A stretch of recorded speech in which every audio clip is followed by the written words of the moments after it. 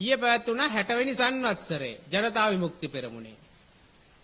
ඉතින් ජනාධිපතිවරයා ජනාධිපති විදිහට නෙවෙයි අපිට නම් පෙනුනේ ජනාධිපති විදිහට නෙවෙයි මේ ඇවිල්ලා ඊයේ නම් කතා කරේ JVP නායකයා විදිහට. හරියටම දැන් එතුමාගේ වෙස් පෙරලියක් සිද්ධ වෙලා ඊයේ තමයි නියම සතා එළියට ආවේ.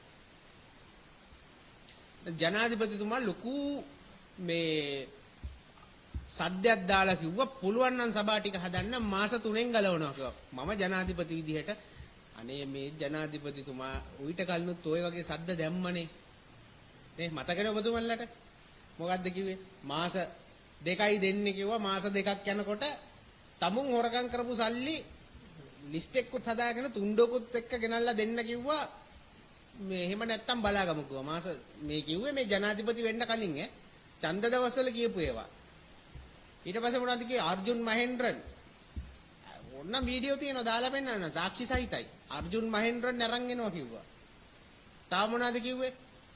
ජාතික ආරක්ෂාව සම්පූර්ණයෙන් තහවුරු කරනවා කිව්වා. එයාගේ ගෝලයක් දැන් ඉන්න ආරක්ෂක ඇමතිතුමා කිව්වේ මොනවද? මාස 2යි පොයේ 2යි කිව්වා. ඔය වගේ ජනාධිපතිතුමා අනන්තවත් සද්ද දාලා තියෙනවා. අර පුස්සෙඩි ගහන්න සැබෑ දක්ෂයා. එතුමා ගහන තරමක් ගහන්නේ පුස්සෙඩි. එක්කෝ එක තැන උඩ ගහනවා උණ්ඩ ඇවිල්ලා ඔලු උඩට වැටෙන්න.